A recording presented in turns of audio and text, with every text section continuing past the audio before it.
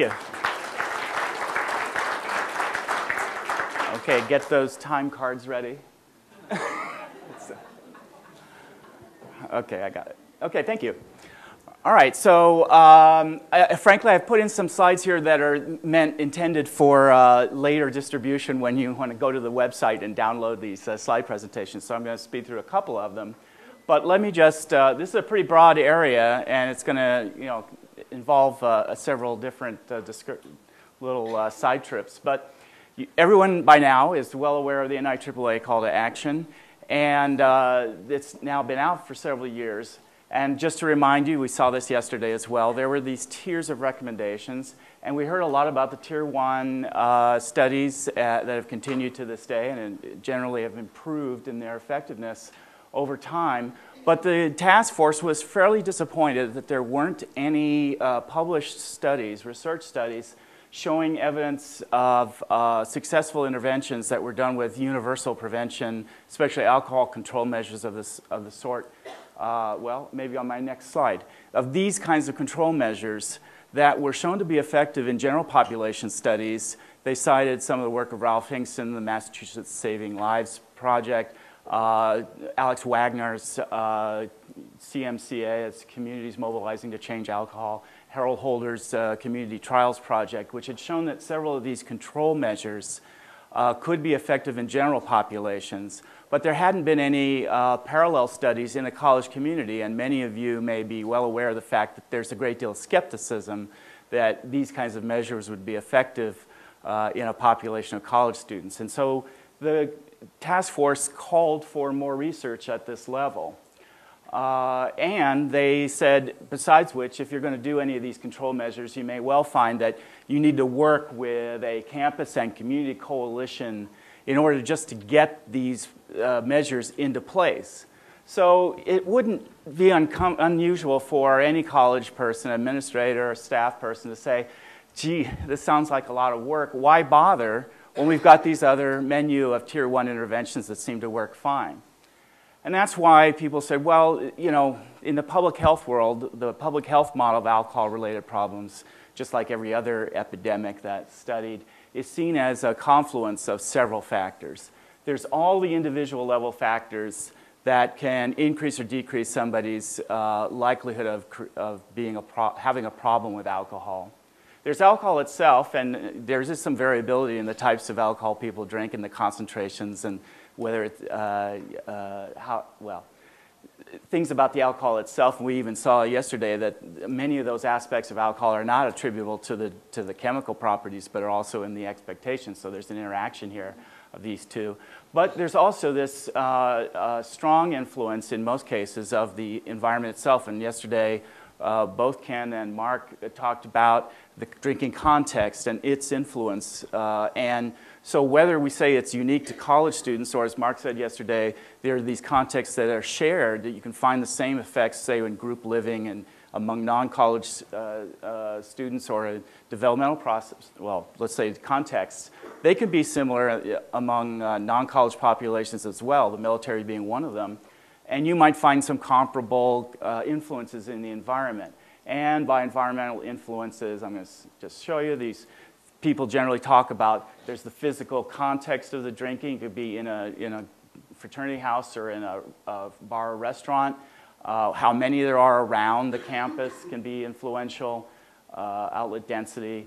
There could be social environments, the influences of peers, family, et cetera. Even the general, legal context, I think I'm in the way. And then the cost of alcohol affects the economic context or the influence of the economic environment. So why not just go with the Tier 1 strategies?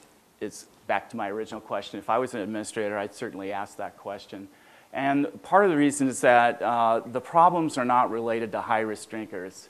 And this is based on some data. We have several thousand college students across California. These were a dose-response curve that my colleague Paul Grunwald and I came up with, in which we just showed how many drinks. This is just truncated for college students from up to 9 drinks instead of going off to 20. But you can see the risk curves that we generated, and this is for an occasion. So these are the likelihood of bad things. Here's hangovers, pretty linear. Other things tend to grow at a more curvilinear model or mode as you get out here. And so these represent, obviously, you have at highest risk at the 9-drink level than you do at 1. But if you're looking at things as we do and coming at this at community or environmental level, you're actually looking at population base. You know, you have to kind of change your thinking a little bit because this is the curves we just saw. But here's the likelihood of drinking at any of these levels. There's a tremendous population that's drinking only at 1, 2, or 3 drinks. And it tails off pretty rapidly. The number of people, the proportion of people drinking 9 is much smaller. But when you then multiply these risk curves by that curve of what's happening out in the population, then you look and see, well, who's got the hangovers? It's the peak of hangovers is among people who had just 3 drinks in the population. So we have to have some way of dealing with these risks that are at low and moderate levels. Even per occasion, even the heaviest drinkers, when they drink, they tend to drink more frequently. So they have occasions out here at this extreme, but they also have many more occasions down here at the lower level. So even when they're moderating their drinking, they're at risk, looking at a population basis or even at an event basis. And so we need to have something in place to complement those things that are more targeted towards the heavier drinking.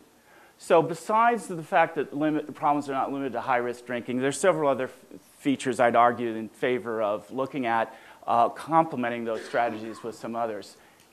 Some of those Tier 1 interventions are difficult to implement with fidelity. They can be labor-intensive and costly if you're thinking about a large population. And some individual level strategies might be compromised by so-called hostile environments, wet environments, some say, in alcohol biz. And I'll show you an example of that later today. And then, but besides the negative sect, that these individual interventions may be compromised by the environment, it's also possible, and I'd argue this is the real reason that I'd encourage environmental interventions, is that it's an opportunity to create a synergy. So whatever you're doing with, as Matt just said, whatever you're doing with athletes, you might be able to create a context on the campus that will reinforce what they're getting, say, on the PDFs or whatever strategy is used. And Jason showed this yesterday. I just like, you know, so we're talking about moving across the whole threshold and looking at this population or the general population. These extreme drinkers are not immune to the effects of the general environmental interventions either. Now, some people have a problem thinking about how the environment can possibly be used to shape or reduce the risk of drinking and alcohol-related problems. But everybody's quite familiar with the fact that when we think of high-risk driving, we don't just focus on driver's education, driver's training, and all the rest. We do look at vehicle safety, make cars safer.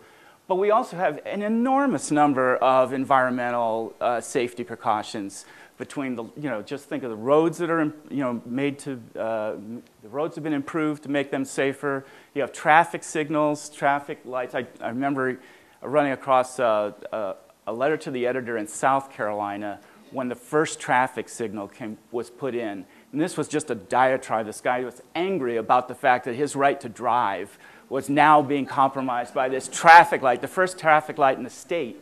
And he said, you know, before long, you know what this will lead to. He was right. You know? So we have an enormous number of things in place to complement all the other things we're doing to improve safety, and that's really what I'd argue for on the environmental side. So what evidence do we have for any of these environmental interventions to succeed? I want to recommend to you, if you haven't seen it already, a summary article written several years after the task force report, which Tracy Toomey and her colleagues looked across a wide range of studies published in 2000, you know, up to about 2006. They include a lot of correlational studies. I've just summarized some of them here. I'm not going to dwell on them, but if you want to look at things like, you know, is there any evidence that price and promotion have an effect on college drinking? They summarized it here. But this is one of the slides you can get when you download. You can look up some of these, the residence-free hall or substance-free residences, you know, and the like that you might want to look at. There's opportunistic studies where people just rushed out there to take advantage of the fact that something a natural experiment might occur. Our friend Jason here is the author of a study showing that banning kegs in a fraternity actually increased their consumption, and you can talk to him about what the heck happened there. But Jason, I think your speculation, where is he?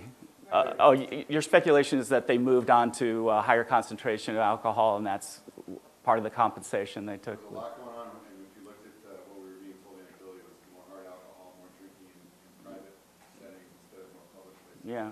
So we need more of these studies, of course. But I want to move ahead and talk about the more controlled studies that have been done in the time since the task force. So I'm just going to talk about, first, the matter of degree, the AMOD program. Some of you are maybe quite familiar with. This is where data from the college alcohol studies, the Harvard group, Wexler and Weitzman, was used to identify about 40 of the highest drinking campuses across the country that were in this study. And 10 of them were selected as intervention sites non-randomly, and another 30 were used as comparison. And in the original published study, when they looked at the 10 campuses versus the 30 comparison, they were unable to find a difference in those 10. And so the next thing they looked at is, what about the implementation? They argued that 5 of the 10 had implemented with a fair degree of rigor or fidelity to the program, and the other 5 had what someone might argue is implementation failure. So the results that they published showed that of those remaining 5, they were able to show a reduction in these outcomes. I'm sorry, slide ahead. These are the strategies that were being adopted by those 5 campuses, usually a mixture of these different things, which is typical for studies of this sort. And what they found is a reduction in these outcomes, the binge drinking, the driving after drinking, et cetera. Fairly across the board, several outcome measures. Again, this is with the 5 that had implemented to their satisfaction. Another study is a very interesting one, since we've just been talking about social norms campaigns. Bill DeYoung and his colleagues did a randomized control study of a social norms campaign. All of you are, I'm sure, familiar with the fact that the idea is that you correct the misperceptions students have, and then you'll see a decrease in alcohol consumption. And I just like this slide because it summarizes actually the work they did in 2 phases. They had one cohort of campuses while they were getting approval to go to the other second group. And in the first group, they seemed to have success. They said, gee, the program is successful. When they went to the second group, then they had failure. Well, what could account for the failure to replicate the early results that seemed so promising? And along with Richard Scribner, they looked at campuses and differentiated between those that had a lot of alcohol outlets nearby and those that were fairly dry, as we say. And so you can see that where there were fewer bars and restaurants, licensed outlets near the campus, they were able to get the effect of the norms campaign. But where a campus was surrounded by outlets, there was no difference. So this is one of those cases, possibly, it's just one study, in which you could see that the possibly successful campaign is compromised by the wet environment. There was another study published in just recently, last year, 2009, as an outgrowth of the NIAAA's Rapid Response Initiative, done with Western Washington University. And this intervention included campus community coalitions working not only to try to persuade the students that they were, in fact, part of a neighborhood when they moved off campus, that in fact they were moving into a community that had expectations for their behavior and their life. This is a variety of things that included an online course in being a good resident that the students took, typically freshmen took at the end of their year as they're looking for off-campus housing for the following year. It involved several other campaigns.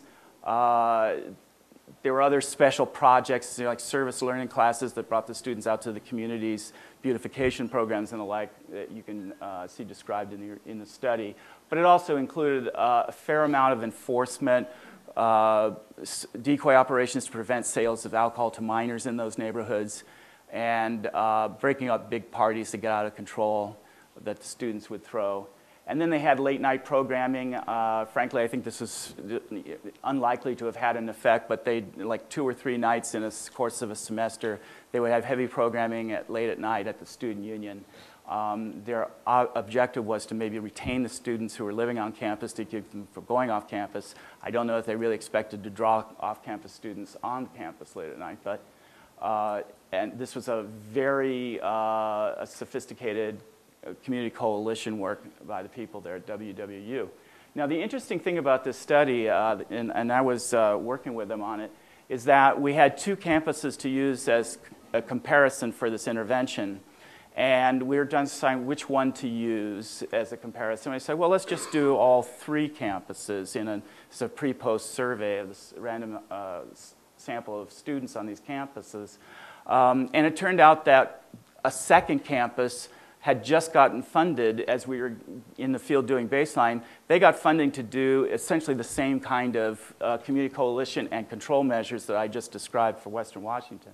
So they show up here as the green line, Western Washington here, and the comparison campus here. There was a reduction in 1 year in the estimated, in the likelihood of having 5 or more alcoholic drinks in a setting. And likewise, any binge drinking in the past 2 weeks, again, a decline at those two intervention campuses, a comparison to no change in the other campus.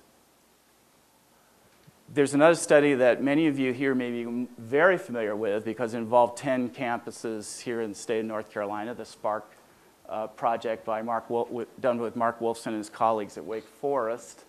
And the thing I admire, I didn't realize this was going to be one of those slides that slowly emerges, but the thing I admired about this group is that they really wanted to be faithful to what's called the Midwest community mobilizing model.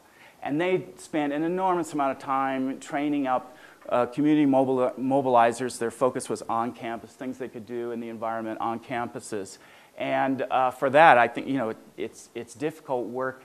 And they tried to remain faithful to those things. And here's their model of they were going to attack high-risk drinking through the combination of mobilizing and using policy and enforcement awareness campaigns, working at both the culture and the context, everything here.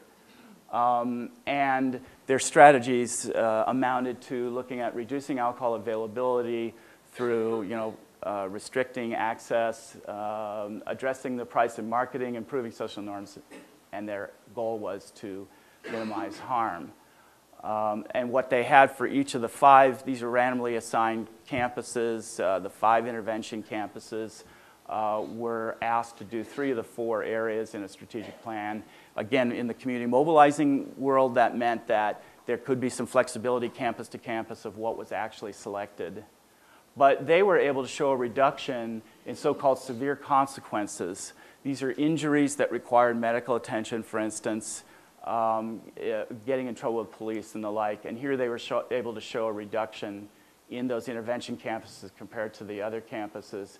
And this was alcohol-related injuries where I was the drinker and I caused it to other people. And that also showed a reduction on the intervention sites. Altogether, they had several different sources of data to look at outcomes.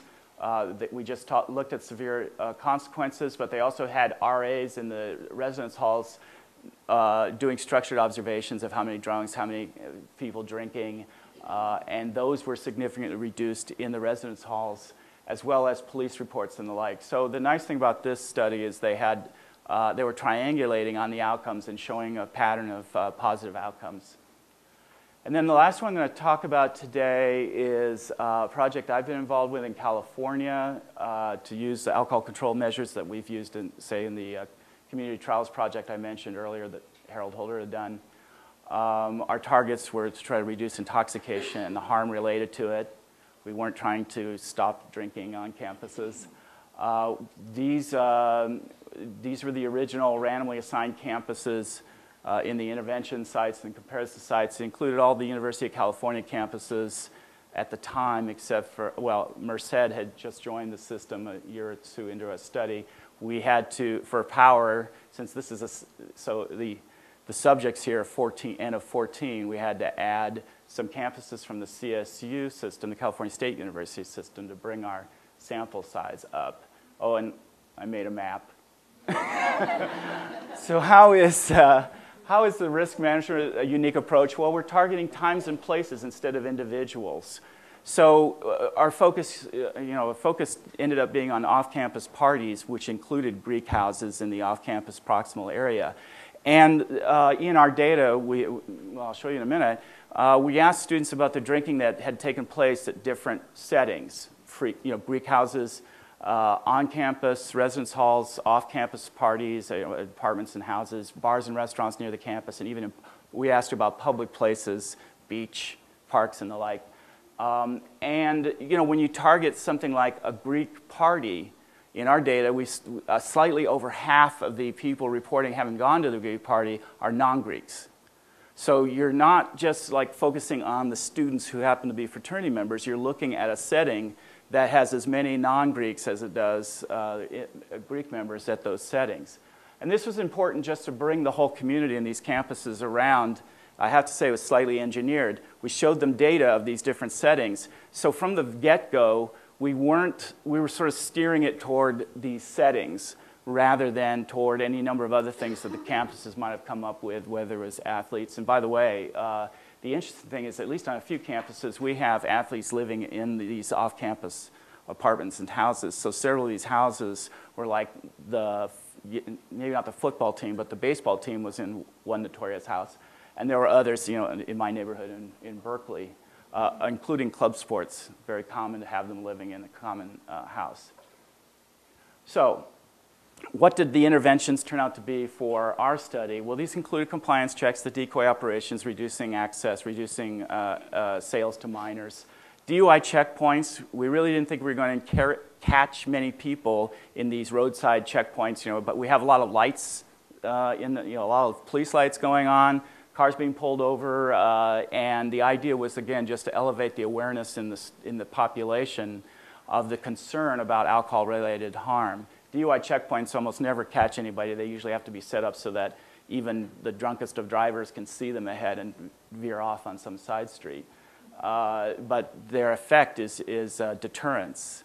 It also helps hosts of parties to make the claim that they've got to be careful. And that's I'm jumping ahead of myself, but that we're really focusing on party hosts. And so these party patrols were meant targeting the host rather than giving a lot of minor in possession citations. It was difficult for us in some campuses to say to them, let all those underage drinkers go.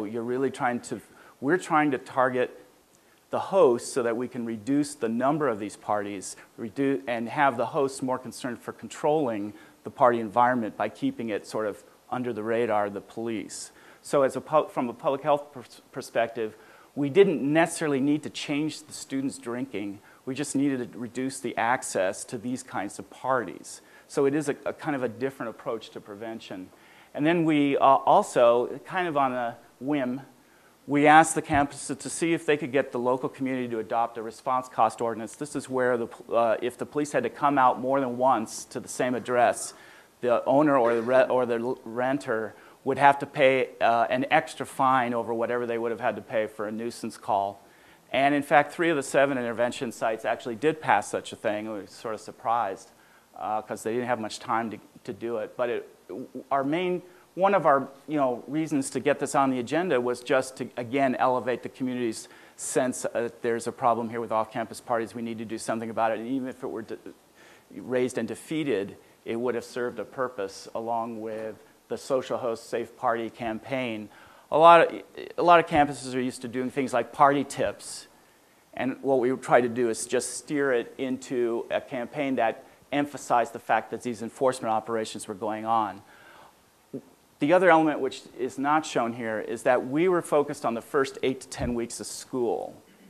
So part of, I think, an advantage for us in getting these things to happen was the compressed time that we said we wanted in place so when the students arrived on campus, these things were there in those first days. Because some of the diary data that Mark showed, it shows that those first couple of weeks is really a high-risk period, especially before classes start. And we used some of those data to convince the campus they needed to have all this in place. And we only focused on the first few weeks. The survey data I'm going to show you, I did have a slide for this. So focused on the beginning of the academic year, we gave very highly specific planning and implementation directions to each of the campuses. Now, some people think that's the bad top-down model and the evil researchers were manipulating the local campuses. But in fact, it is contrary to many community mobilizing models, including the SPARK program I just described. It is prescriptive, but we are also very confident from other work we've done that the local prevention coordinators that we work with, our liaisons, were entirely capable of ignoring anything we asked them to do. They were so it had to be seen as a legitimate request. It had to be seen as something that they could accomplish. Well, I could go on and on all day for this. A lot of the deals about these community interventions is the idea, oh, you have to get buy-in, you have to get them to own it. That's where a lot of this stuff comes from, that you can't be too prescriptive. And we just said, forget about this. Let's focus on objectives rather than motivation. So as I said, I could go on about that topic alone. And that's why we paid attention to tasks with a correction in the midpoint where we go back and go back to the drawing board. So I'm going to show you survey data from students. What, like 1 minute? You can't go on all day. No, but you have 5 minutes. Oh, thank you. Oh, I'm doing well. These are data from those student surveys I talked about, 2 years baseline against 2 years post-intervention. And our target was off-campus parties. We had data to show that every campus wanted to do something about off-campus parties. They felt they didn't have any leverage. They weren't sure what to do, but they knew they had a problem. So it was very easy for us to bring the campuses around, especially when you include Greek houses in this. Now, so here's an outcome. This is the kind of outcome that sort of good news, bad news. When you look at in comparison to those non-intervention sites, we actually had a statistically significant reduction of intoxication at these settings. The trouble is that this was still increasing between baseline and post, but it was a slower increase than at the comparison sites. So if you're on any one of the intervention campuses, you would not have seen a dramatic change on this, which is one of the reasons you need multiple sites. Now, we got a much better result looking at commercial establishments near the campus, where we actually did see a reduction in intoxication at the intervention sites. I don't know if it was I assume that the commercial sellers were more responsive to the enforcement and the general atmosphere than the private party hosts. But again, it was increasing at the comparison sites. And if you added all the sites together, including the ones we didn't target, like residence halls, parks, and et cetera, you would get this pattern where we just kind of held steady at the intervention sites against that increase in the comparisons. Oh, and by the way, we were able to show, this is really one of the only consequences we were able to show a significant decrease in, effect on, which was self-reported, either driving when driving while I was impaired or riding with somebody who was impaired. It's self-reported, it's not being arrested. But here we were able to show, again, a reduction. These are all adjusted means from the hierarchical linear modeling that we used for this. But the nice thing about doing population level work is that seemingly small differences make a big difference when you multiply it out by the population. A typical campus in our study is about 18,000 undergrads. And at each campus, these results I just showed you translates to 900 fewer students reporting intoxication at off-campus parties, 600 fewer bars and restaurants. But because a student just doesn't go once to those parties, but goes several times over the course of the semester, those results translate into 6,000 fewer incidents of intoxication in one semester on a typical campus size, and 4,000 fewer bars and restaurants. So this is a significant thing, but it's just a ratcheting down. It's not, it's not the end of the problem. And this is a key thing. Because we were looking at drinking settings, we were able to look and see whether the focus on off-campus party settings chased any drinking over to those other sites, which is why we include beaches and parks and things. And in fact, there was no displacement, no statistically significant difference either in where the drinking took place, the number of people drinking at those other settings, or in their likelihood of being intoxicated. So I think this is a key thing, because you all know the expectation is if you have greater control over here, the problem is just going to move over there. And in fact, there's really not a lot of data to support that claim. or that expectation. At least we were able to say in this study, we didn't see it. Oh, and the other thing we like to see is that we had 2 outstanding campuses of the 7 that showed an effect, that did a much more intensive intervention than 4 of them that did sort of okay, and one of them that was actually, if we had an implementation failure, it's this one campus that wasn't able to do anything. They had a turnover in their head of the student health and their dean, and they said they had to attend to internal matters and couldn't join in. But this is an intent to treat analysis, so they're in all the data I just showed you, but they look exactly like the comparison campuses in their data. But where we had the highest implementation, we got the better effect. So you always like to see that. So we have an ability to create environments that help young adults make healthy decisions. So if again, you can complement whatever they're being given as individuals. We have growing evidence these strategies are effective. And the greatest, everybody's saying this, the greatest impact will likely come from finding the optimum blend of all these strategies on any given campus, likely tailored to the kind of students you have. But there are challenges. I do have a minute. When you go out to the general populations, you run into all sorts of things. I don't want to go through all of them here because these are kind of, I think you recognize all of these things that can get in the way of doing general community interventions. But I want to focus on the ones that I found to be unique in the college setting. There's this emphasis on process over outcome. One of the reasons we were highly prescriptive about the meeting agendas and all that is that there are sometimes meetings where all they do is introduce each other and then it's time to go. So we had to get them on task, and in college cultures tend to put a value process over objectives, outcomes. There's a preference for persuasion over control. This enforcement stuff is kind of yucky for most college people, and they don't like it, although they're much more open to it now than they were when we started 20 years ago with this business. Universities, complex, diffuse organizations, which leads to, down this, I'm jumping down here, prevention staff usually lacks authority to launch initiatives, but it's worse than that. Not only do they feel like, I probably can't do this, I don't know who to ask. It's, in these campuses, people weren't sure who could give the green light to a lot of the things we wanted done. Like, can you initiate an ordinance for your local community if you're a campus prevention worker? Well, maybe, maybe not, but who's to say? And that's, well, the president or chancellor, but we had to stay under their radar a little bit. But anyway, it's a long, there's a lot of interesting stuff there that, about doing this work. And of course, the staff doesn't always feel that they're trained to do the kind of things you need to do to accomplish some of those changes in the environment. But we were able to do it with intact staff at each of these, because of their skills, they were able to do the implementation. Is that a 0? Future research. That's my last slide. We do need to do these full spectrum interventions. We need replications because these are all one-offs of the research. Translational research, I could go on again for the whole thing. How do you, it's one thing to tell somebody, okay, go out there and get that ordinance passed. And they say, well, how? There's no research to tell you how to accomplish these interventions. And then that leads to general principles. I hope we can lead to general principles of organizational social change in these communities. And I think that's it.